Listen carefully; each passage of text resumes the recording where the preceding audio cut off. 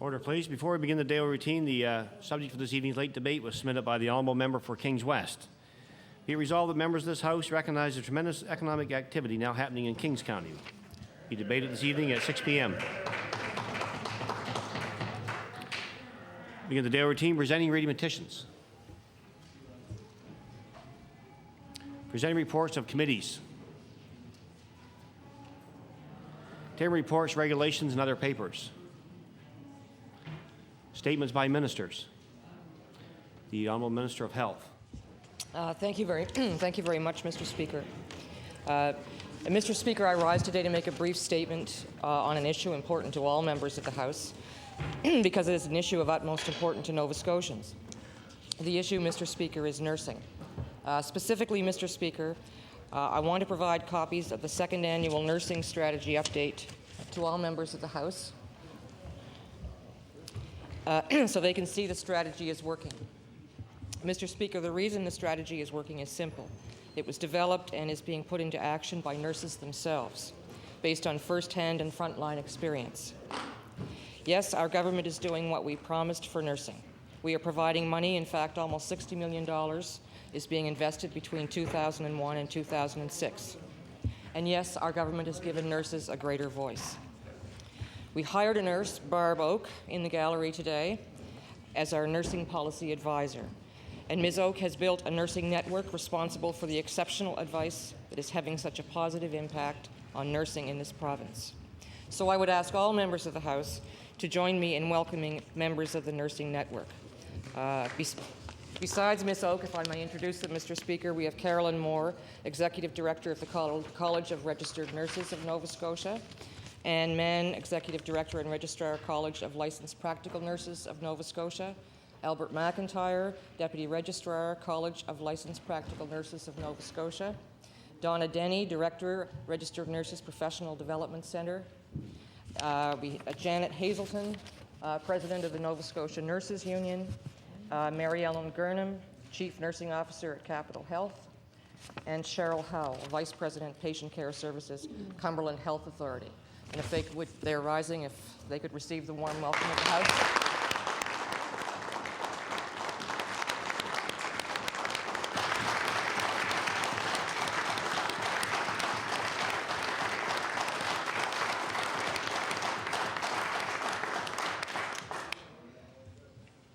Mr. Speaker, these are the people and their colleagues working in hospitals, communities, and nursing homes across the province who deserve to be recognized for the success reflected in this update. I will just hit the highlights, Mr. Speaker. We are training more nurses and have doubled the number of graduates. More nurses are coming to Nova Scotia.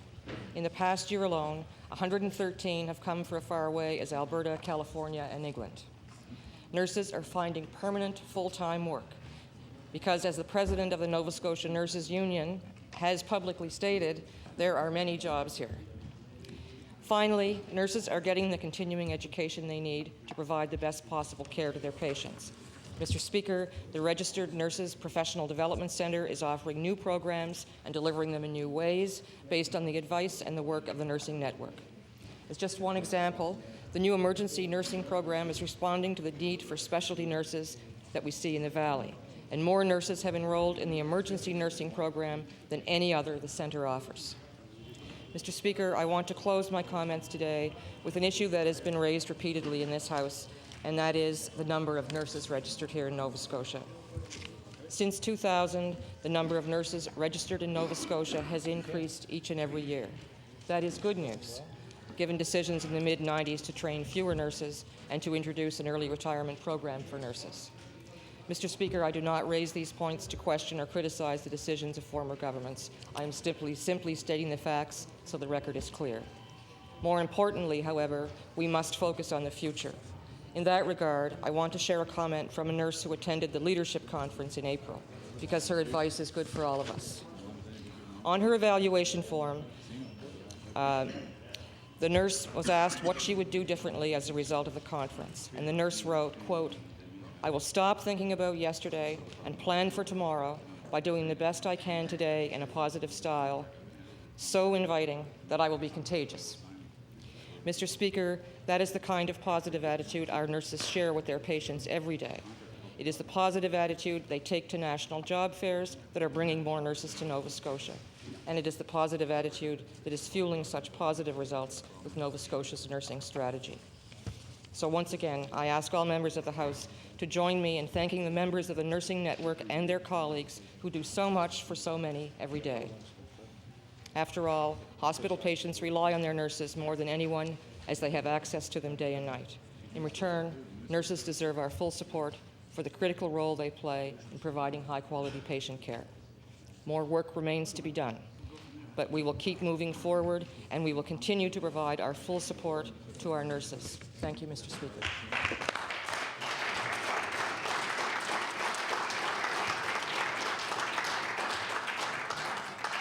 The honourable member for Halifax Needham. Thank you very much, Mr. Speaker. I want to thank the Minister for providing a copy of her statement in advance, and I'd like to welcome representatives of the various nursing associations and organizations that are here in our gallery today on behalf of the NDP caucus. And I also want to thank them and acknowledge the many hours that they have put into addressing what could only have been described as the chaos that existed in the system 5 years ago under the former Liberal government. Frankly, I think, Mr. Speaker, if this government hadn't accomplished greater stability with respect to nursing, the whole healthcare system in our province would have collapsed. And I want to remind the members on the other side that, in fact, it almost did as a result of Bill 68, which was a significant piece of legislation brought forward by this government. And it's nice to know that members of the government have found some newfound respect for members of the nursing profession. I want to say to the Minister that while it's important to acknowledge the progress that has been made, I want to caution the government and the Minister that all has not been resolved, that there are still many unfulfilled openings in the various districts. If you go to the websites in the Valley region, for example, you will see a number of openings. There are still nurses who cannot find full-time jobs. There are still nurses who will leave our province.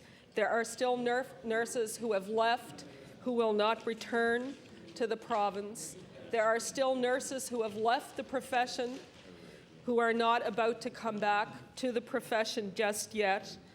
There are still rough days ahead as the DHAs struggle to control costs regardless of the demands that are placed on them for their services.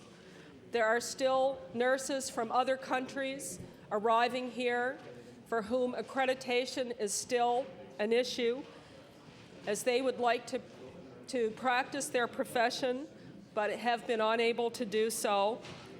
And I think the largest challenge perhaps is the challenge of government attempting to transform our healthcare system as we know it into one where the full abilities of the various healthcare providers are adequately utilized, which we all know is perhaps the major challenge that lies in front of us.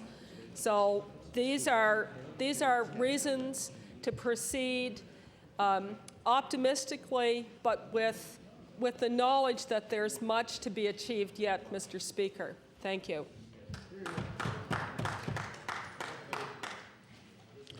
The honourable member for Clare. Thank you, Mr. Speaker. Mr. Speaker, I want to thank the Honourable Minister for providing us with a copy of her statement earlier today.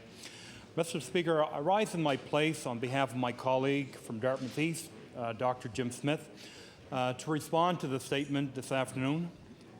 The funeral in Dartmouth, for which many members in this House would be aware, has taken him away for part of this day. I would first and foremost like to congratulate, Mr. Speaker, our visitors in the gallery who have worked so diligently to make a difference in the nursing profession. As many members in this House would be aware, the former Liberal government placed a priority on nurse recruitment back in 1999, and we announced the position of a nurse policy advisor back then, Mr. Speaker. On behalf of my colleague in our caucus, we would like to thank Mrs. Barb Oak for her dedication to her profession. Mr. Speaker, there are several observations I would like to make this afternoon. Like every other profession in the modern world, there has been great progress made to professionalize the workforce. As a result, the national nursing body moved from a 2-year diploma program to a 4-year degree granting program. There is no question that this has slowed the pace by which we are able to produce a trained professional nurse. The Liberal announcement in 1999 will see more nursing graduates starting this year. This government will see results from their recent announcement in 2007. Mr. Speaker, both announcements are positive in terms of the number of nurses. It is now up to all of us to ensure that they stay. Mr. Speaker, I would be remiss if I did not touch for a moment on Bill 68. This bill, a Tory government creation, and no one else was responsible for fewer nurses in the profession. This bill meant that 1,200 fewer nurses registered in this province the year after the bill was brought in, and we have yet to recover, Mr. Speaker. While nurses may slowly be returning to Nova Scotia, there is no question that this government's action has had a dramatic impact on the healthcare system. Just ask those who have surgeries canceled in the last month. Or so the reason, and more often than not, it was because there was not a nurse. So to close, Mr. Speaker, I encourage all those in the gallery today to look at the recent situation in the Valley District Health Authority. 18 job postings failed to yield one single application. Mr. Speaker, this must be reviewed by those in the gallery, and it is incumbent for those in the gallery to work with the Annapolis Valley Regional DHA to provide whatever assistance they can. Thank you, Mr. Speaker.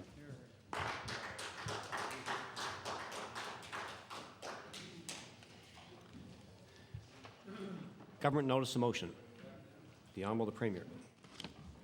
Thank you, Mr. Speaker. I hereby give notice on a future day I shall move the adoption of the following resolution. Whereas on April the 17th, 2002, in the darkness of an Afghanistan night, members of the Princess Patricia's Canadian Light Infantry Battle Group were carrying out live fire exercises when they became victims of American friendly fire. And whereas to the horror of all Canada, 8 soldiers were injured and 4 young men lost their lives, 2 of them from Nova Scotia. Whereas while words cannot console this loss, we should call to mind the pride and gratitude we hold for our military and express the sorrow we share for the loss of these young lives. Therefore, be it resolved that all members of this House observe a moment's silence in remembrance of Canada's lost sons, Private Richard Green of Mill Cove, Private Nathan Smith of Austria Lake, Sergeant Mark Leger of Lancaster, Ontario, and Corporal Ainsworth Dyer of Montreal, and keep in our thoughts the grieving families and friends left behind. I request waiver of notice and request members to stand for a moment of silence. Waivers that agreed? All those in favor say aye. Contrary minded, nay. Motion is carried. We'll rise for a moment of silence in memory of those who lost their lives in the armed forces.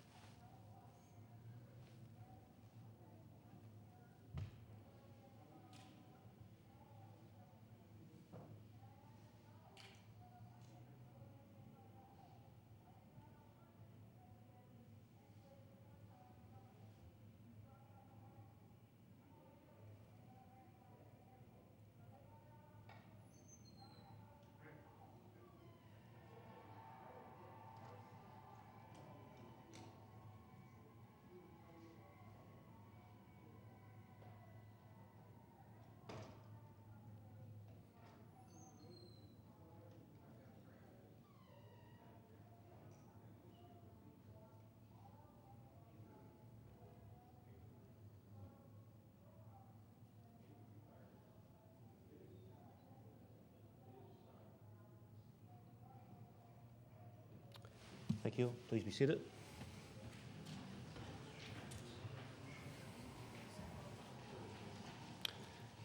The Honourable Minister of Agriculture and Fisheries. Speaker, I hereby give notice on a future day I shall move the adoption of the following resolution.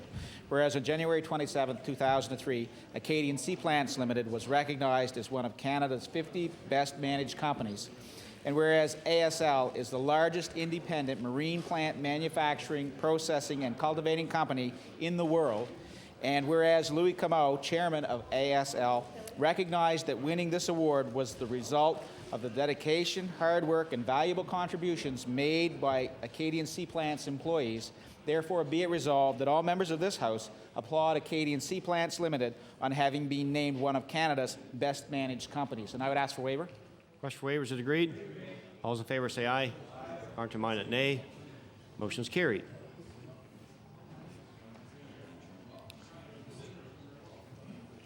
The Honourable Minister of Finance. I finally got to my seat. I hereby give notice on a future day I shall move the adoption of the following resolution. Whereas the net direct debt to gross domestic product ratio is an economic measure of the province's financial health and stability, and where under this government, Nova Scotia's debt to GDP ratio has fallen from more than 46% to 41%, and whereas reducing the debt to GDP ratio generates greater fiscal sustainability for the province, therefore be resolved that the House recognize the growing financial strength of this province. Speaker, I request waiver of notice. The question be put without debate. Question for waivers is agreed. All those in favor say aye. Contrary-minded, nay. Motion is carried. The Honourable Minister of Economic Development. Thank you, Mr. Speaker. Mr. Speaker, I hereby give notice that on a future day I shall move the adoption of the following resolution. Whereas Marine Atlantic has won the Canadian Transportation Agency's first ever Accessible Transportation Award, and whereas from a review of all federally regulated transportation providers across Canada, the Canadian Transportation Agencies awarded Marine Atlantic in recognition of its leadership and best practices in services for persons with disabilities, and whereas Marine Atlantic not only provides independent access to most onboard services, it has also instituted an ombudsman and an accessibility committee that includes disability consumer groups and provides its employees with sensitivity training. Therefore, be it resolved that the members of this House congratulate Marine Atlantic for taking such good initiative to serve people with disabilities and for providing leadership among transportation service providers. And Mr. Speaker, I seek waiver and passage without debate. Question for waivers is agreed. All those in favor say aye. Contrary-minded, nay. Motion is carried. The Honourable Minister of Education. Mr. Speaker, I hereby give notice that on a future day I shall move the adoption of the following resolution. Whereas the Smarter Kids Foundation Connections program provides select students and teachers across North America with the chance to learn new skills, build confidence, and create bonds outside their communities. And whereas under the Connections program, students and teachers interact with classrooms throughout North America and work together on curriculum-based projects, and whereas each spring, Connections brings participants together in Calgary, and this year, John Link, a 6th grade teacher, along with 10 grade 6 students, will be ambassadors for Mount Carmel Elementary in New Waterford at the Connections Camp in Calgary. Therefore, be it resolved that the members of this House congratulate John Link for his commitment to integrating technology in his day-to-day teaching and wish his students well in this wonderful learning adventure. Mr. Speaker, I request waiver of notice and passage without debate. Question for waivers is agreed. All those in favor say aye. Contrary-minded, nay. Motion is carried. The Honourable Minister of Agriculture and Fisheries. Mr. Speaker, I hereby give notice that on a future day I shall move the adoption of the following resolution. Whereas members of the House recognize the late Marshall Kaiser, formerly of Bedeck, for his years of commitment to our natural resources by creating the Marshall Kaiser Award in 2002, and whereas the Marshall Kaiser Award recognizes an individual for outstanding contribution to the improvement of outdoor heritage in Cape Breton, and whereas Mr. Leonard Forsyth of Margaree has shown leadership, dedication, and energy for the betterment of our wildlife resources, in particular our sport fishery and the Atlantic salmon resource of the Margaree River. Therefore, be it resolved that the members of this House recognize Mr. Leonard Forsyth's years of commitment and congratulate him for being awarded the Marshall Kaiser Award for 2003. And I would ask for waiver. Question for waivers is agreed. All those in favor say aye. Contrary-minded, nay. Motion is carried.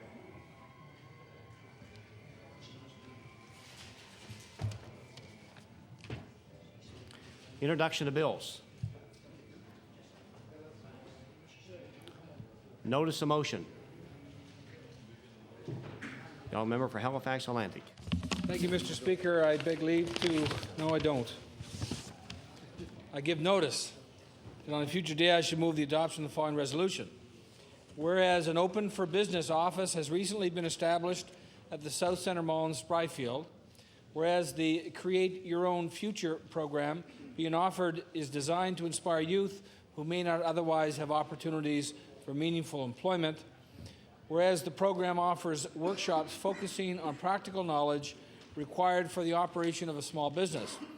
Therefore, be it resolved, I ask the House to congratulate District 18 Business and Development Association of Spryfield for their initiative in establishing the Open for Business office in support of youth having business opportunities, and I request waiver of notice. Request for waivers is agreed. All those in favor say aye. Contrary-minded, nay. Motion is carried. The honourable member for Clare. Thank you, Mr. Speaker. I would like to do my resolution in French first. En français. Monsieur le Président, par la présente, j'avise que je proposerai une date ultérieure d'adoption de la résolution suivante. Attendu que la Caisse populaire de Clare se distinguait comme entité coopérative par son engagement envers la communauté de Clare, en offrant des services tels que des bureaux à la Chambre de commerce de Clare, un appui financier à la radio communautaire FIFA et son aide à l'Église de la paroisse Sainte-Marie de la Pointe de l'Église.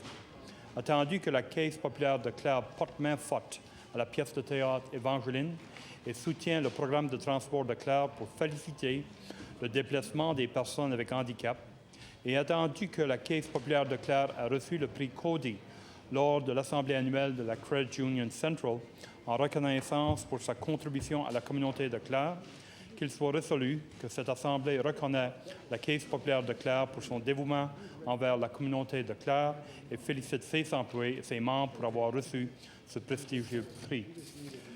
Mr. Speaker, I hereby give notice that on a future day I shall move the adoption of the following resolution. Whereas la Caisse populaire de Clare has demonstrated itself as a responsible corporate citizen with the tremendous support they have provided to the community, providing office space for the local Chamber of Commerce, as well as supporting the local radio station FIFA, and the largest wooden church in North America, Paroisse Sainte-Marie in Church Point. And whereas la Caisse populaire de Clare has sponsored the musical drama La Pièce Évangeline, in addition to sponsoring a program to provide transportation to people with disabilities with Le Transport de Clare program. And whereas la Caisse populaire de Clare was awarded the Cody Award at the annual meeting of the Credit Union Central in recognition of the contributions that they have made to Clare.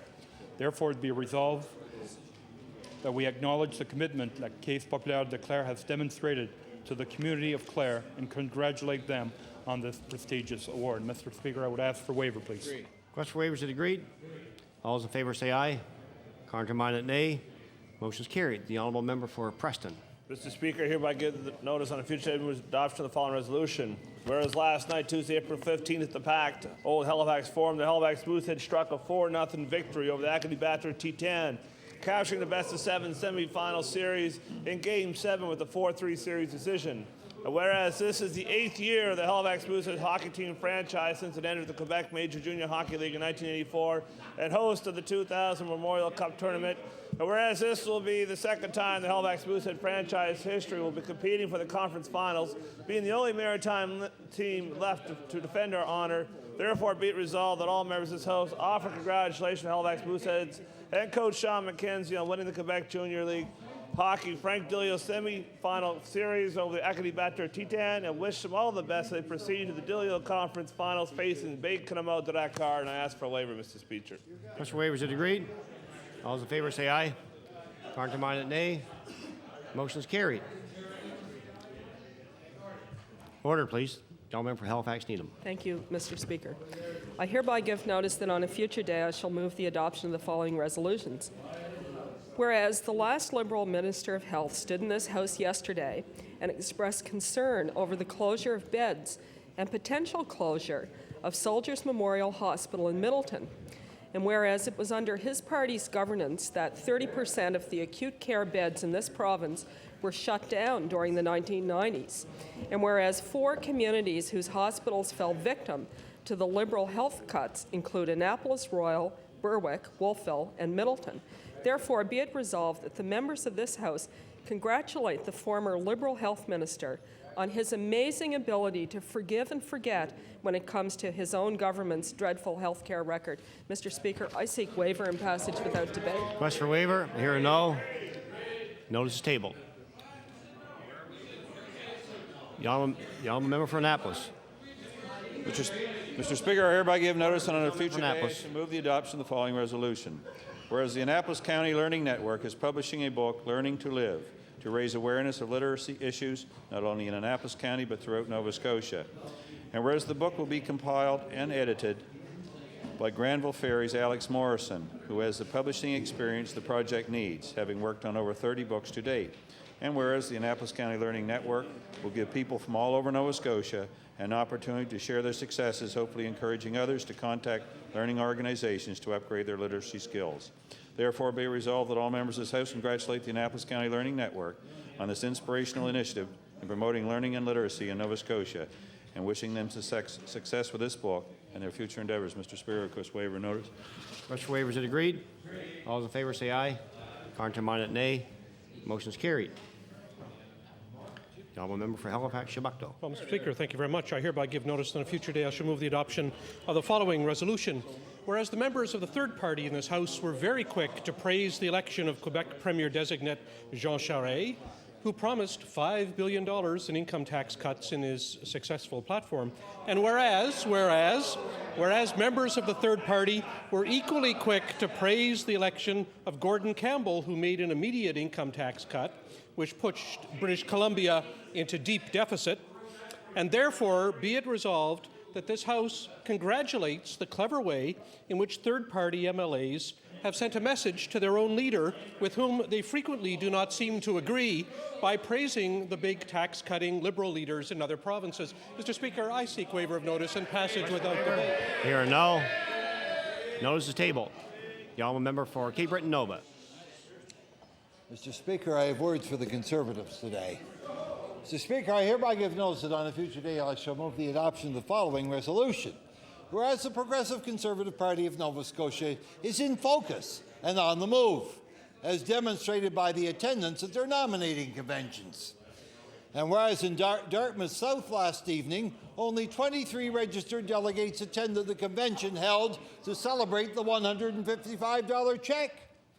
And whereas 6 MLAs were needed to be in attendance to make sure there was a quorum, the quorum being 25, so as to make the nominating convention legal, resolved that the Hamite Tories be commended for getting their 6 MLAs to the convention. Inasmuch as had only 3 attended or 2, the Honourable Minister of Natural Resources would have had to have called his convention a second time. Notice is tabled. The honourable member for Sackville-Beaverbank.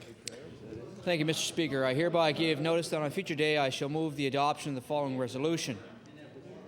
Whereas on April 2nd, St. John Vianney Council number 7077 of the Knights of Columbus celebrated their 25th anniversary, and whereas the St. John Vianney Knights have served the Sackville community well over the last 25 years, and whereas the Knights' latest good deed will occur on June 14th. Order, please. The honourable member for Sackville-Beaverbank. Thank you, Mr. Speaker. I'll go back 2, I guess. Whereas the St. John Vianney Knights have served the community of Sackville well over the last 25 years, whereas the Knights' latest good deed will occur on June 14th when they host the Special Olympians at Metropolitan Field in Sackville. Therefore, be it resolved that members of this House congratulate the St. John Vianney's Council number 7077 of the Knights of Columbus and thank them for their many contributions to our community and province. Mr. Speaker, I ask for waiver of notice to pass without debate. Request for waiver is it agreed? All those in favor say aye. Contrary-minded, nay. Motion is carried. The honourable Minister of Natural Resources. Mr. Speaker, I rise on a point of order regarding the resolution. The honourable member wasn't there, and I can't understand why he wouldn't want to be there.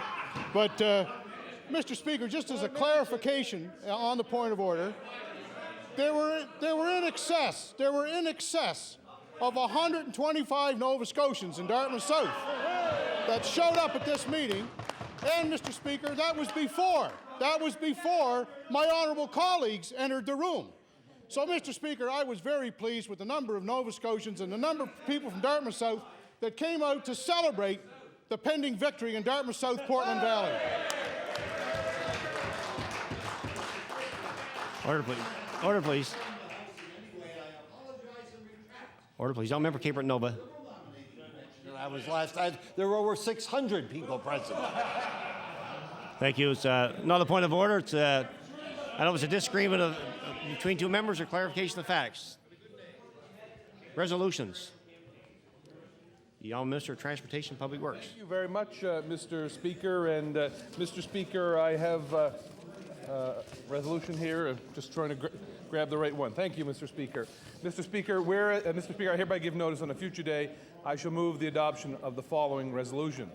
Whereas the Institute of Chartered Accountants of Nova Scotia annually presents a CA of the Year award, and whereas the recipient, in addition to being an exemplary CA, must also work for good causes within their community, and whereas this year's award went to South Shore CA Jim Eisenhower, President of ABCO Limited and Chairman of St. John's Anglican Church Restoration Campaign Committee, an organization which is raising money to repair extensive fire damage to the church.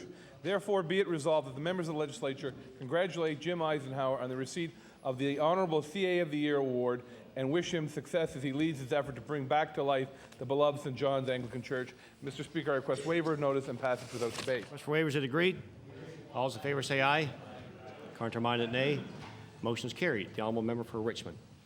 Thank you, Mr. Speaker. Mr. Speaker, I hereby give notice on a future day. I will move for waiver of the following notice. Whereas volunteers throughout Nova Scotia and selflessly giving of their time demonstrate that they are truly the backbone of their community. Whereas the Provincial Volunteer Awards Ceremony and Luncheon, which celebrates its 29th anniversary this year, will take place on Wednesday, April 23, 2003, to honor these hardworking and dedicated volunteers with the Representative Volunteer Award. Whereas Jean Keogh of Richmond County, an accomplished singer and organizer, has been selected for a contribution for her work in the community, most recently as a member of the St. Hyacinth's Parish in the Scouse. Therefore, be it resolved that the members of this House recognize the important contributions that these volunteers provide in making their neighbourhoods, their communities, and our province stronger. Mr. Speaker, I ask for waiver of notice and passage without debate. Request for waivers is agreed. All those in favor say aye. Counter-minded, nay. Motion is carried. The Honourable Member for Eastern Shore. Thank you, Mr. Speaker. Mr. Speaker, I hereby give notice that on a future day I shall move the adoption of the following resolution. Whereas Nova Scotia is the world's largest exporter of lobster, and whereas lobster fishing season along the Eastern Shore opens Saturday and will last until June the 20th, and whereas Eastern Shore lobsters are served in premium restaurants from Brazil to Sweden to Asia, and at peak times of year, 250,000 pounds of live Nova Scotia lobster is trucked to the United States on a daily basis through the border of Calais, Maine. Therefore, be it resolved that all MLAs extend our sincerest wishes to the lobster fishermen along the Nova Scotia Eastern Shore and wish them a safe, trouble-free, and financially rewarding season. Mr. Speaker, I request waiver. Request for waivers is agreed. All those in favor say aye. Counter-minded, nay. Motion carried. The Honourable Minister of Agriculture and Fisheries on introduction. Thank you, Mr. Speaker. Mr. Speaker, I would call the members of the Assembly attention to the gallery opposite. We have two visitors here with us today, two people of high standing in the agriculture community. They're Doug Bacon, the President of the Nova Scotia Agriculture Federation, and Lawrence Nason. I'd ask them to rise and receive the warm welcome of the House.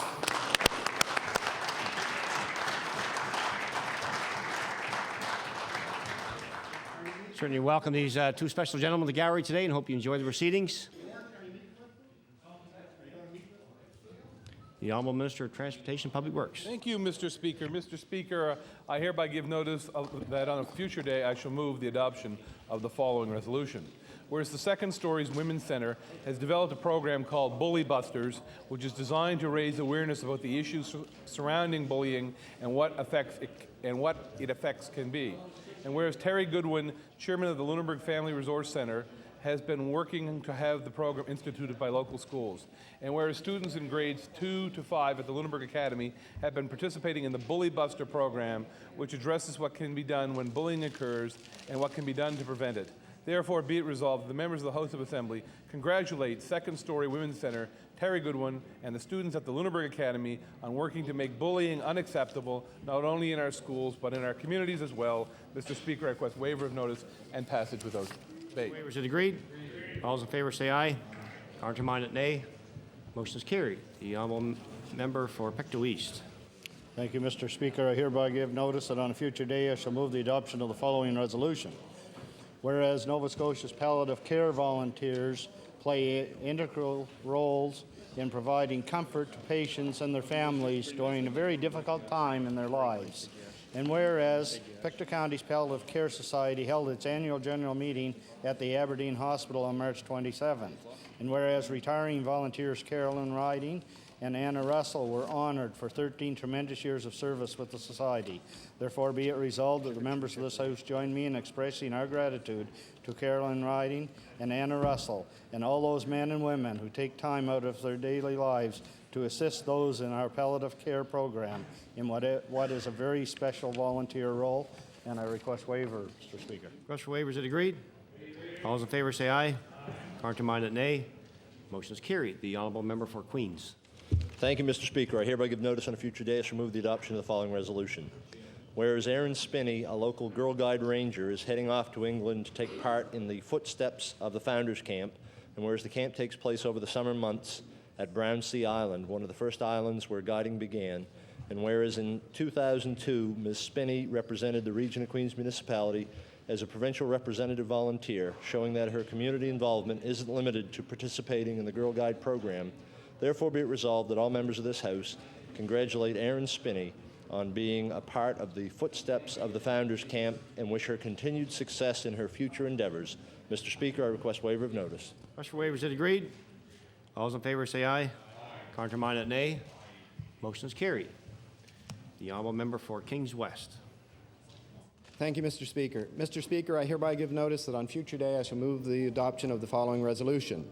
Whereas fundraising leading to the construction of the new Berwick Arena, formerly known as the Apple Dome, is now gaining rapid strength at a very rapid pace. Whereas President John Nichols of the Berwick Building Supplies recently donated $100,000 to the fundraising initiative, and whereas John Nichols is a proven community leader and willing to help out in virtually any project in the Berwick and West Kings County area that will benefit communities for the long term. Therefore, be it resolved, MLAs commend the initiative of Berwick Building Supply President John Nichols for his generous donation, while wishing everyone involved with the Apple Dome project success in replacing what has become an antiquated and outdated Berwick Arena. Mr. Speaker, I request waiver. Request for waivers, is it agreed? All those in favor say aye. Counterminded, nay. Motion is carried. The honourable member for Annapolis. Mr. Speaker, I hereby give notice that on a future day I shall move the adoption of the following resolution. Whereas the leader of the third party is talking about stunning Nova Scotia's economic growth by cancelling a tax reduction that our government will be implementing January 1st, 2004. And whereas a recent Chronicle Herald editorial stated that the real issue is whether the province is carrying the annual amortization and interest costs without running a budget deficit, which it said the present government is doing. And whereas the Chronicle Herald editorial also stated that this government has balanced two budgets by acceptable accounting principles, and in the process has ended credit card abuse. Therefore, be it resolved that the leader of the third party understand that taxes drain the lifeblood out of our communities and economies, and that Nova Scotians are looking forward to the tax relief promised by our government back in the summer of 1999. Mr. Speaker, I request waiver of notice and passage without debate. Request for waivers, is it agreed? Hearing no. Notice is tabled.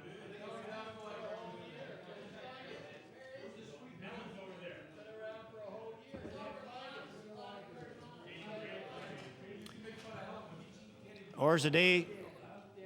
Oral questions put by members. Question period begin at 2:44. We'll end at 4:14. The honourable leader of the official opposition. Thank you very much, Mr. Speaker. Mr. Speaker, as we're all well aware, last night the Halifax Regional Council passed a bylaw that will eventually ban smoking in all public places within the HRM. Well, Mr. Speaker, almost all.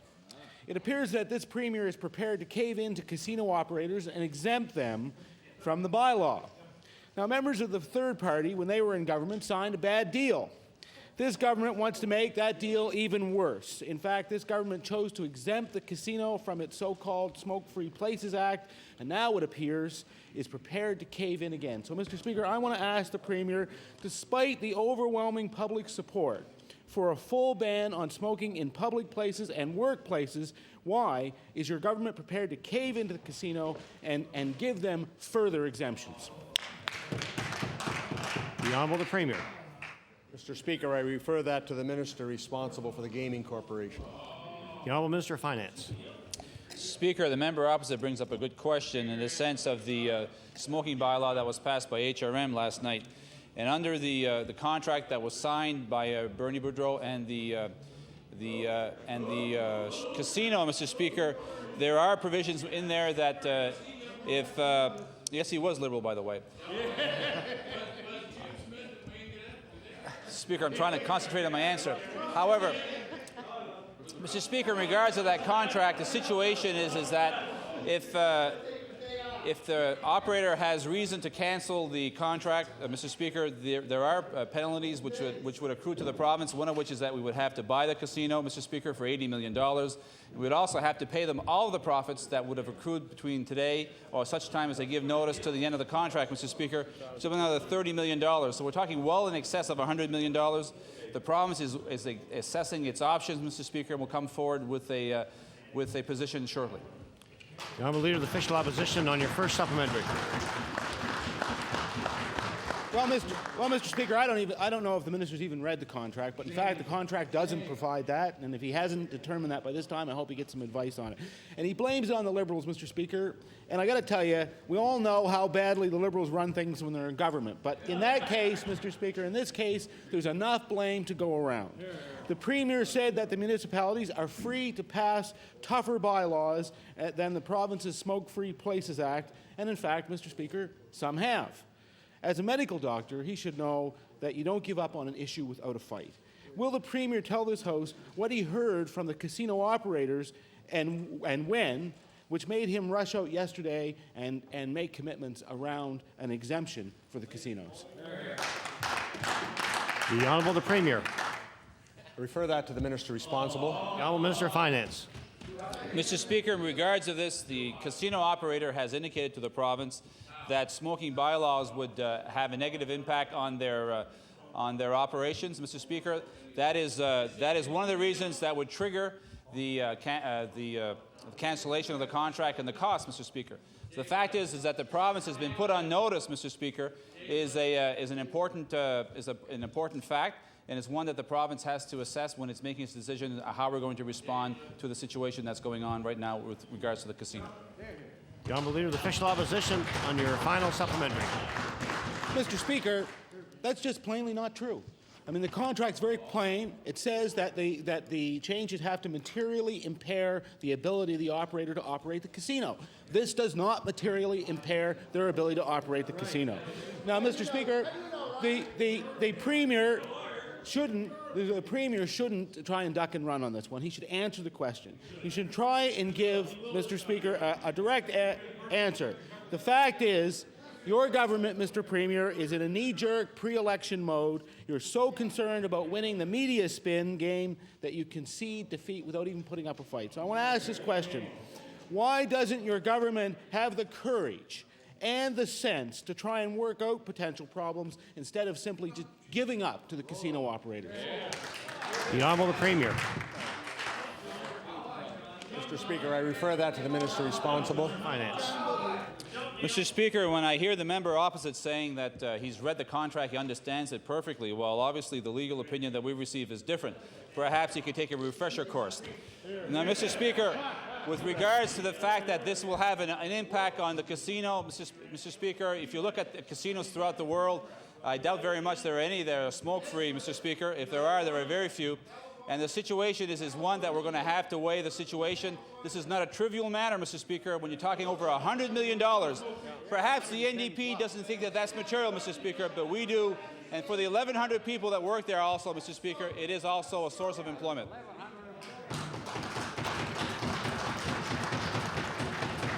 The Honourable Member for Cape Breton South. Standing there when they signed the contract.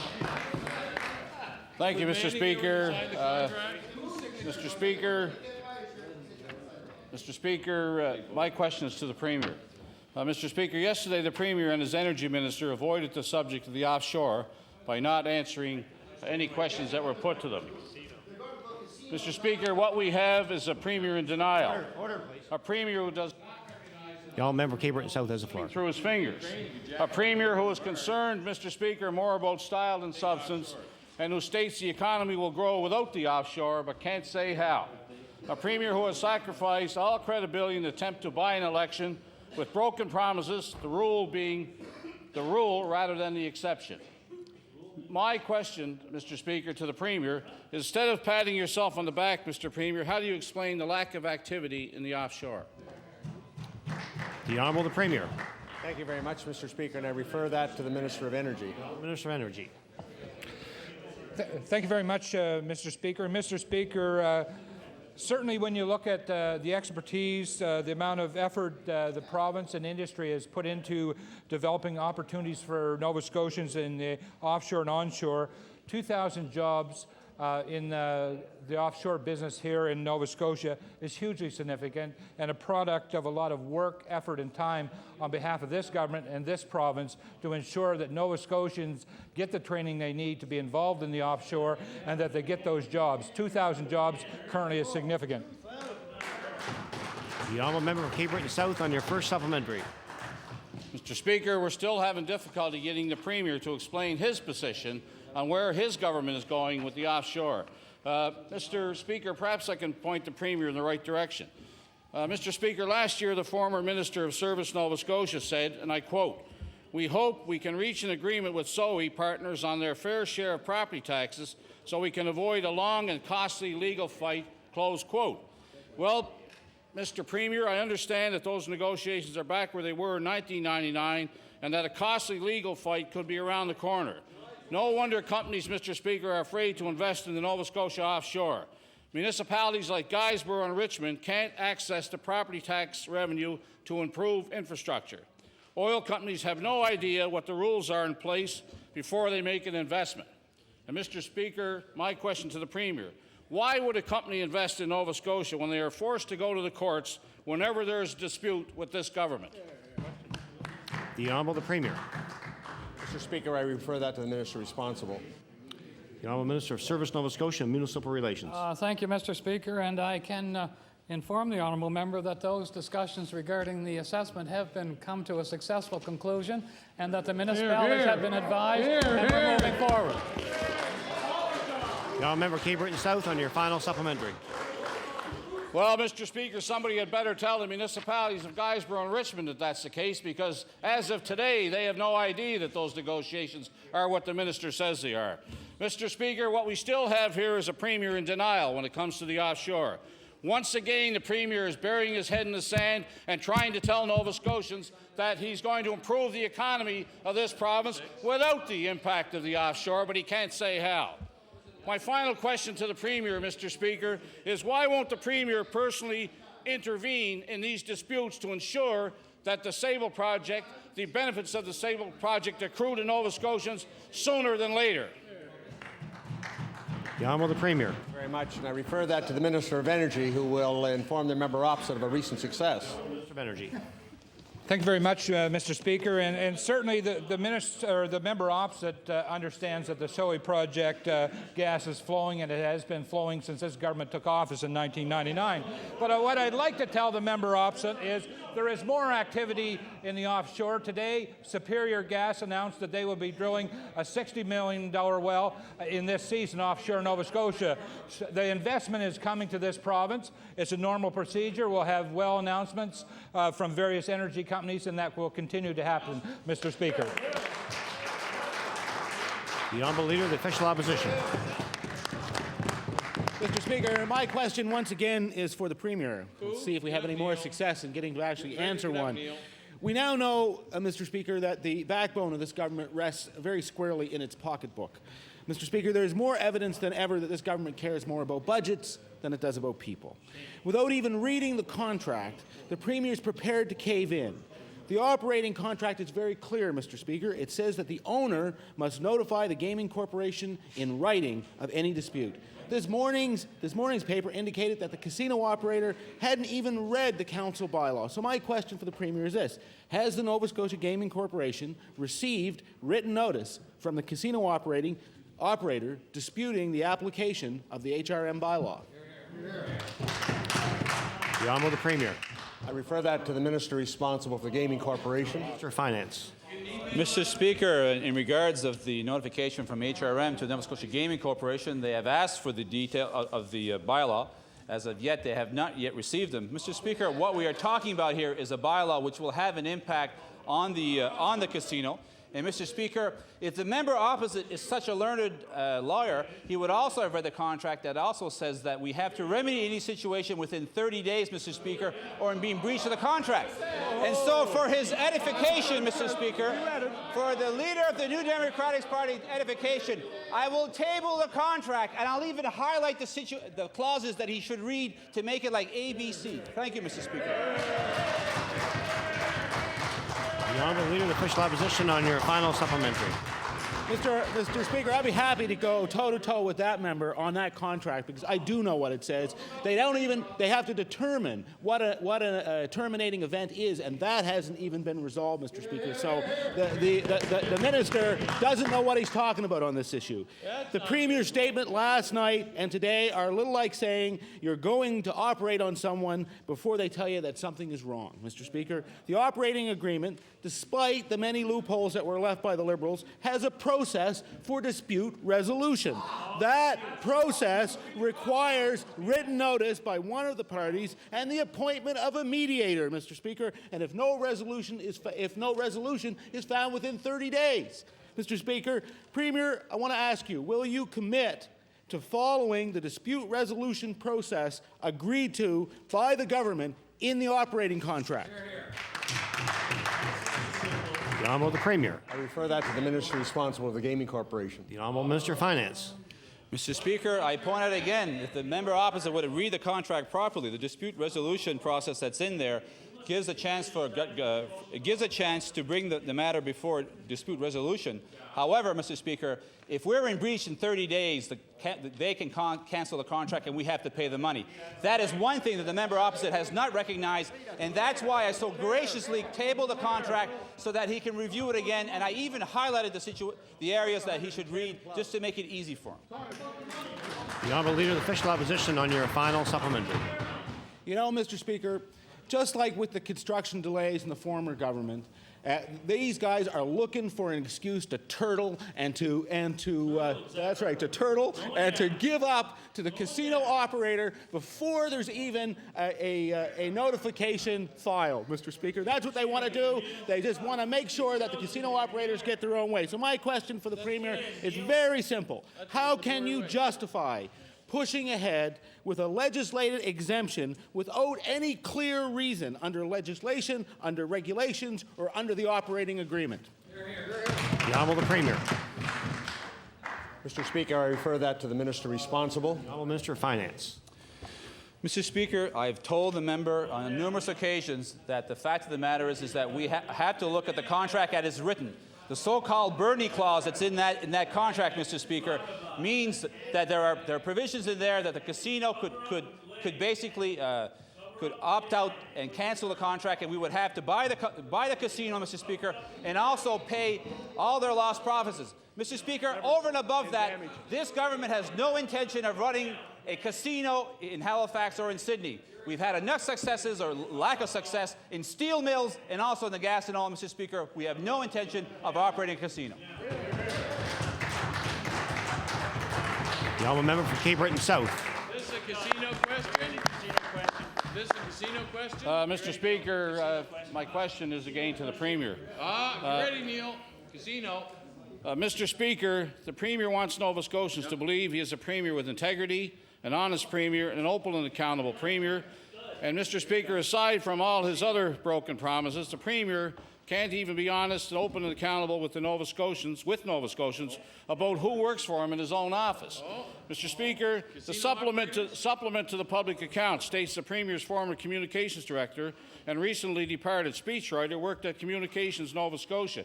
And I'd like to table this document titled Public Service, a supplement to the public accounts. Duff Montgomery, Mr. Speaker, and Maura McLeod, who are in this House every day handing the Premier answers to his questions, are listed under Treasury and Policy. It's pretty hard to develop and write policy from the gallery of the House. And the list goes on, Mr. Speaker, the list goes on. Chris Lydon, who everyone knows works in the Premier's office, is also listed under the Treasury Board and policy expenditures. My question to the Premier, Mr. Speaker, why isn't the Premier honest, open, and accountable about something as simple as his own employees? The Premier. Thank you very much, Mr. Speaker. And the member opposite knows that people who sit on the government benches interact with a number of people in various departments. And this particular member of the Executive Council is no different than the rest. I interact with a number of people who work in various departments, and that is the way government works. Member Cape Breton South on your first supplementary. Mr. Speaker, it's easy to hide. It's easy to say you have a smaller budget than the previous Premier when you hide all your staff and every other government department around. My supplement to my question, Mr. Speaker, the real answer to the question is that the Premier wants Nova Scotians to believe he doesn't have a large political staff and his office budget is small because he isn't paying a lot of Tory hacks to provide him with questions he can't answer and that travel expenses coming out of that office are low. Mr. Speaker, the truth is the Premier is hiding his staff and misleading the public. My question, my first supplementary to the Premier, will the Premier admit that he is misleading Nova Scotians to make his office budget smaller by hiding staff salaries in other departments? The Premier. And I can assure the member opposite, the reason my budget is small is because my budget is small. Member Cape Breton South on your final supplementary.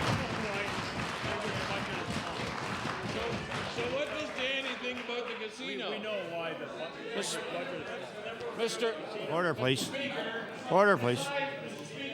Order, please. Member Cape Breton South has the floor. The Premier has given to Nova Scotians in the past 3.5 years. Aside from all of that, he stands in his place here today and tries to tell Nova Scotians that his budget is smaller than it was in the previous administration, when in fact he's hiding salaries all over the government departments, and those people are doing work for the Premier's office. Mr. Speaker, my final supplementary is, will the Premier admit today that his office staff is larger than he is admitting, and will he table the list of people working in his office and their salaries before the end of this House today? The Honourable Premier. Thank you very much. The next accusation that will come from the member from Cape Breton South is that I have 12,000 people working for me because those are the number of people in the public sector. Mr. Speaker, the member opposite also is playing to the television cameras because he knows all of that information is in the estimates. The Honourable Member for Hants East. Here, here. Thank you, Mr. Speaker. Mr. Speaker, Arenda Recip is a Debert-based company that got a barrel full of taxpayer money but has never fulfilled any job promises. I want to table a letter just delivered to employees at Arenda. It is titled Cessation of Arenda Recip Operations. I quote, "It is with sincere regret that we must announce our decision to wind up the reciprocating engine program in Mississauga and Debert, Nova Scotia." I want to ask the Minister of Economic Development just one simple question.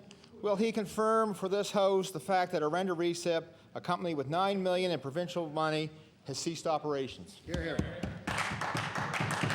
The Honourable Minister of Economic Development. Thank you very much, Mr. Speaker. And yes, the company to which he refers, where there was $9 million from the Government of Canada, $9 million from the province of Nova Scotia, as well as matching money from Arenda, has filed that they are closing their operations. The Honourable Member for Hants East on your first supplement. No ministerial statement of that. Thank you, Mr. Speaker. Just one at a time, Mr. Speaker. Mr. Speaker, Arenda Recip will go down as one of the Liberals' most spectacularly bad deals. And I have to tell you, that's saying something. But they are not alone in this debacle. I will table 32 checks amounting to more than $9 million. These checks were given to Arenda by different Liberal finance ministers. The last three, totaling more than $400,000, were written by our current finance minister. So my question to the finance minister: why did you keep writing checks to this company in 1999 when you had to know that they failed to live up to any of their promises? The Honourable Minister of Finance. Mr. Speaker, I don't cut every check individually, obviously, but I will refer it to the member. I will refer it to the Minister of Economic Development, who can give you a clear answer in that regard. The Honourable Minister of Economic Development. Yes, thank you, Mr. Speaker. And the honourable member and I had an opportunity to have this exchange as well in estimates and his questioning there. The payments that were made by this government were subject to contractual obligations, and at the time that those checks were let, the contract was being met. Honourable Member Hants East, on your final supplementary. Mr. Speaker, this government and the one before it threw away $9 million, and I will table the Liberal press release from 1997. It promises 110 direct jobs and 325 supplier jobs. The site would produce 163 engines in the first year, and we'd be paid for each engine sold. So my question for the minister: will the minister confirm for this House that Arenda had just 13 jobs and sold just 1 or 2 engines? The Honourable Minister of Economic Development. Thank you, Mr. Speaker. And the current level of employees that were provided notice were 13. They were running, my understanding was, around 30 employees at the Debert facility. What's important to note, Mr. Speaker, is that the technology behind the recip engine was state-of-the-art, was innovative, was appropriate, but the industry itself, the volatility within the aviation industry, which this House would be known for, was subject that the sales weren't there, not that the people. And I want to say to the NDP, we wanted to see that contract through and give a chance to that company, because good Nova Scotians are working there, and good Nova Scotians won't have a future if we go by NDP economic policy. Honourable Member for Hants East. Hants East. Thank you, Mr. Speaker. What the Minister of Economic Development tends to forget is that $9 million could have been used to create some jobs that were sustainable, not gone down the road.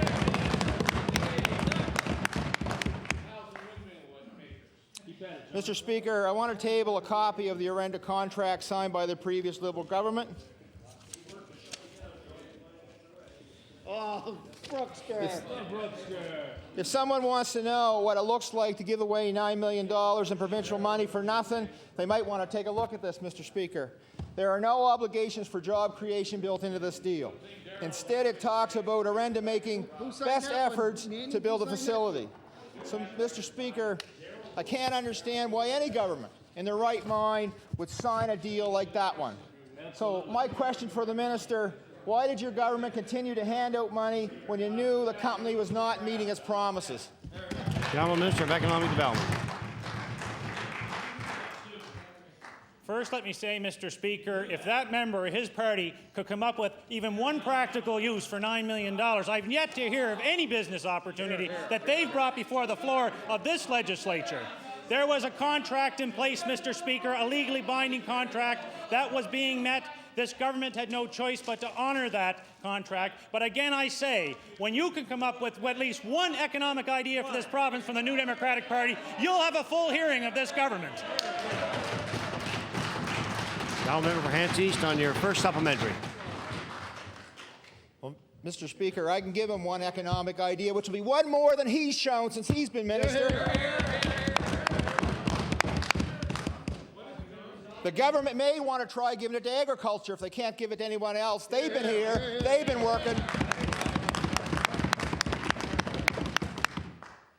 Mr. Speaker, the Liberal Minister of Economic Development is quoted in 1997 as saying the province would more than double its investment. Well, Mr. Speaker, we would have had a better chance at doubling our $9 million if we bought a pack of smokes, went down to the Liberal casino, and let the whole thing ride on blackjack.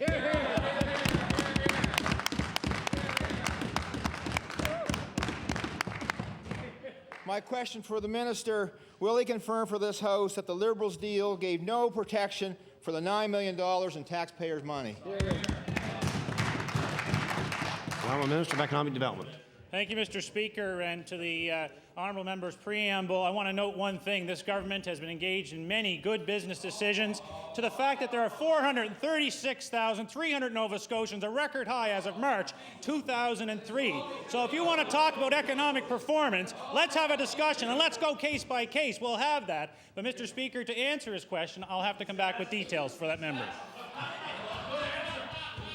The Honourable Member Hants East on your final supplementary. Thank you, Mr. Speaker. I think it's amazing what Nova Scotians have been able to do in spite of this government.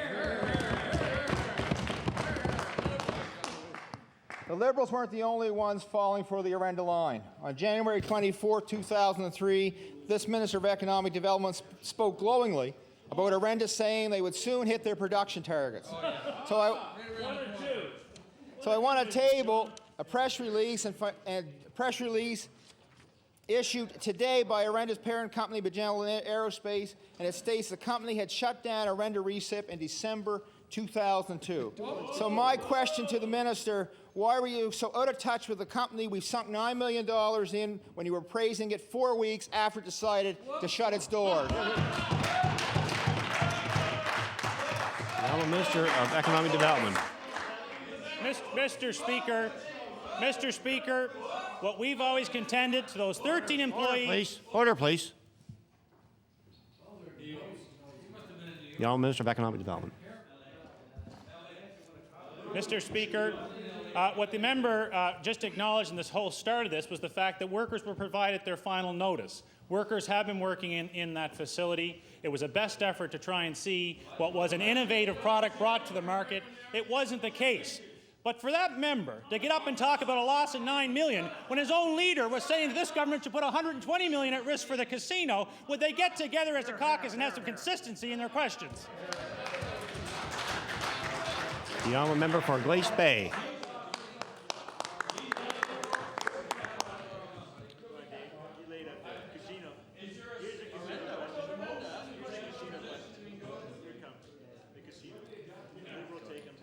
Order, please. Order, please. The Honourable Member for Glace Bay. Thank you, Mr. Speaker. Mr. Speaker, my question is for the Premier. 4 years ago, the Premier stated, and I quote, "The pursuit of post-secondary education should not leave Nova Scotians mired in debt." And just in case the Premier can't remember, that he can find those words on page 24, Mr. Speaker, of the Blue Book. Yet in the year 2000, the John Ham government cancelled the loan remission program that would have left students mired in debt, Mr. Speaker. Now, as part of his government's pre-election spending, the Premier has indicated or introduced a $5.1 million loan remission program, which won't even take effect until next year. Mr. Speaker, my question for the Premier, can the Premier please tell this House how many students are going to benefit from his loan remission program before the next election? The Honourable the Premier. Thank you very much, Mr. Speaker, and I welcome the question from the member from Glace Bay. The member from Glace Bay obviously has been perusing the Blue Book, and if he would look at the appropriate page, there was a commitment by government to provide to students, university students and post-secondary students, a loan remission program that would be equivalent to 30% of their total debt.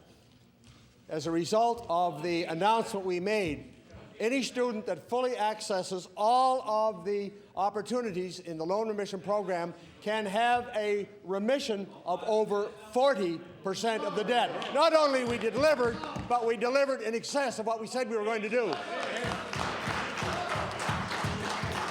The Honourable Member for Glace Bay on your first supplementary. Mr. Speaker, you know, only the Tories can come up with figures like 5.1 million is as good as 9.9 million. That's Tory logic. That's Tory logic, Mr. Speaker. Where's the rest of the money that's missing from the loan remission program? This is the same leader, Mr. Speaker, the same leader that quoted in 1999, "The time has long passed for government to step up to its responsibilities to ensure that our young people have full access to higher education without having to mortgage their futures to do it," unquote.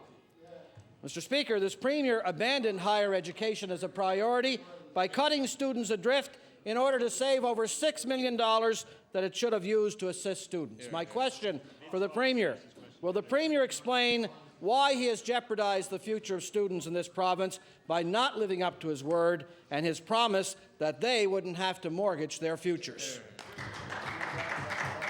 The Honourable the Premier. Thank you very much, Mr. Speaker, and I'm very pleased that the member from Glace Bay gives me an opportunity to remind members of the House that in the mid-90s, the Liberal government actually reduced funding to universities back to $175 million a year.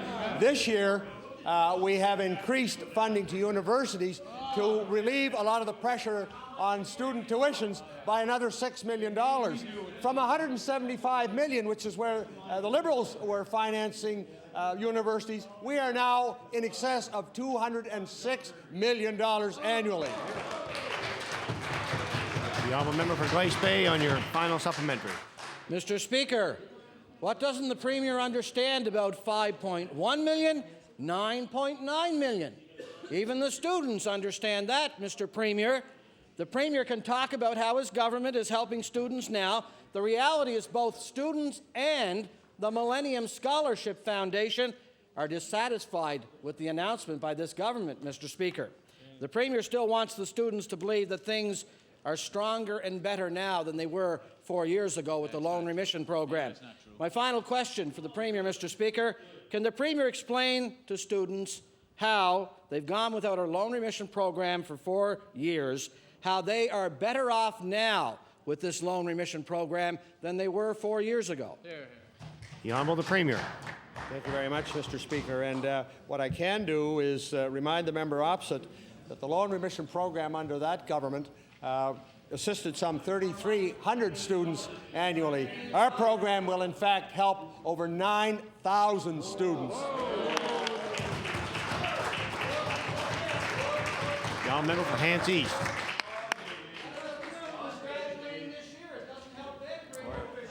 Order, please. Order, please. The Honourable Member for Hants East.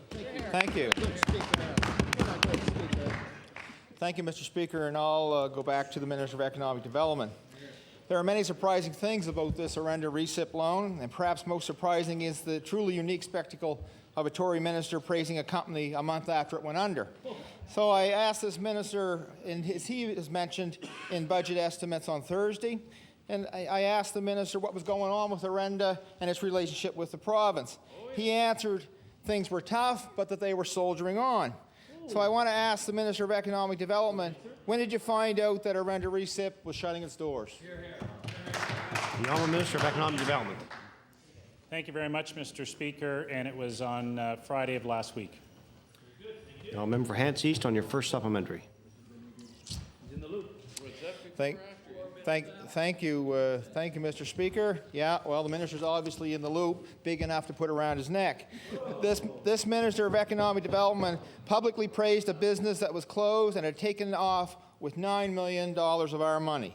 The former Minister of Economic Development, the Liberal member for Cape Breton South, said the plant had showed great promise. So my question to the Minister of Economic Development: what steps are you going to go to recover the $9 million that you and the Liberal member to my left gave away? The Honourable Minister of Economic Development. Mr. Speaker, now that the company has filed its closing operations, we will look at the impact of that, and I'll report back to the House what we're going to do. The Honourable Member for Hants East on your final supplementary. Thank you, Mr. Speaker, and I'll look forward to that. Mr. Speaker, taxpayers shudder when they hear about deals that are cooked up by Liberals and managed by Tories. The federal and provincial contributions to this project totaled $18 million. It's all gone, and there's nothing to show for it. So my question to the Minister of Economic Development: will he order an investigation into what happened to our money? The Honourable Minister of Economic Development. Mr. Speaker, as members of his caucus would know, the aerospace industry is one that is subject to volatility. Everyone knows the conditions that were in the marketplace. But I also know there's members of that caucus that are advocating to ensure that there is a strong base and infrastructure here for aerospace-based activities through Shearwater. Well, if you're going to invest in infrastructure, if you're going to invest in the industry, then there's risks that were taken. They were taken by a past government. We honored an obligation, Mr. Speaker, and we will report to the specifics of that as soon as we have them. The honourable member of Timberley Prospect. Thank you, Mr. Speaker. My question through you is to the Minister of Natural Resources. While this government continues to study the issue of non-resident land ownership, priceless coastal properties are going up for sale on eBay. Along with authentic Nova Scotia goods like a duck decoy, your very own Nova Scotia license plate, you can buy a, quote, peaceful Nova Scotia shorefront property for $700,000 American on eBay. And that's just one of the 18 listings of Nova Scotia real estate listings on eBay. And I'd like to table that for the minister's attention. Minister, sky-high prices are pushing assessments up and driving Nova Scotians off their land. Why has your government done nothing to make sure that Nova Scotians are able to hang on to Nova Scotian coastal properties? The Honourable Minister of Natural Resources. Thank you, Mr. Speaker, and I appreciate the question from the honourable member. He certainly has a keen interest in this issue, as do all Nova Scotians. Mr. Speaker, in our review of the management of our Crown coastal islands, we are in our shore properties. The department, quite a while ago, developed a committee to study this issue, to address the concerns related to the protection of the coastal values and the increased demand on this limited resource. And Mr. Speaker, I can report to you and the rest of the House that that is ongoing and will take approximately 2 years before it's complete for public distribution. The honourable member Timberley Prospect on your first supplementary. Mr. Speaker, the internet is full of people trying to make a buck off Nova Scotia property. Nova Scotian islands are being marketed on the internet through Vladdy Private Islands. This international company calls its site the World of Private Islands. The company flashes photographs of treasured locations across this province. And I'm going to table some of them for you now because I know I can't use it as a prop. But I would like to point out to you that there are for sale signs on Wynot's Island, 7 acres, 4 coastal islands at the mouth of the beautiful Medway River. There are for sale signs on Rocky Islands, the Little and Big Rocky Islands, 27.3 acres off of Point Dufferin. Mr. Minister, we've already lost over 1 million acres of coastal properties. When are you going to step in and really show some leadership and address the issue? The Honourable Minister of Natural Resources. Thank you, Mr. Speaker. And Mr. Speaker, as I had indicated yesterday to the honourable member, we are very much involved in ongoing processes with various organizations such as the Nature Conservancy, the Nova Scotia Nature Trust, and others to identify lands, particularly coastal lands in Nova Scotia, that have a keen interest and always will continue to have a keen interest through all Nova Scotians for wildlife habitat and other areas. And it is our intention to keep up the process of identifying those pieces of property, and where we do have access and where we are able to purchase those lands, to buy them for Nova Scotians. The honourable member for Timberley Prospect on your final supplementary. Mr. Speaker, every Nova Scotian dreams of a place on the water. Meanwhile, this minister said yesterday to members of the media, there's no problem. And he also referred to a 30-year-old Land Disclosure Act that is as toothless as I am in an old-timers hockey game. A 30-year-old Land Disclosure Act. Nova Scotia's up for sale, Mr. Minister. The price tags on eBay and on Vladdy's World of Islands are out of reach for most Nova Scotians. What are you prepared to do? You as the minister are prepared to do for your children, for my children, for Nova Scotians' children, so that they can have coastal access in their future. The Honourable Minister of Natural Resources. Mr. Speaker, I am so pleased that the member has asked that question because the member has a very short memory. Mr. Speaker, over the last few years, there's been ongoing negotiations for one of the most pristine pieces of property in this province, practically in the globe, my honourable associate says. Mr. Speaker, we just paid $5 million for Cape Split, a piece of property, Mr. Speaker, that was going on eBay for $30 million, and this province picked it up for $5 million. So, Mr. Speaker, we are doing our job. We are taking advantage of getting coastal properties when they're available, and I'm proud of the efforts that we are having with the Nature Conservancy of Canada and others to secure coastal properties for Nova Scotians.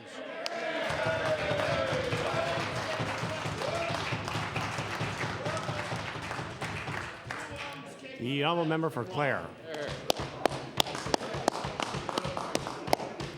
Thank you, Mr. Speaker. Mr. Speaker, my question's for the Premier. As the Premier is aware, today is day 7 of the regional residential service strike, and we have yet to see any concern expressed by either the minister responsible or this government. Residents have been placed either in different surroundings or under the care of different individuals, and government does not seem to be concerned. Mr. Speaker, these arrangements not only impact the residents directly, they also add to the stress of the family members. And my question to the Premier, could the Premier please confirm whether he or the Minister of Community Services has made personal contact with the residents he has sent home and their families in the past 7 days? The Honourable the Premier. Mr. Speaker, I refer that to the Minister covering for the Minister who was absent. Minister of Service, Nova Scotia, Municipal Relations. Thank you very much, Mr. Speaker. And in response to the honourable member's question, he asked if the minister had made contact with the families.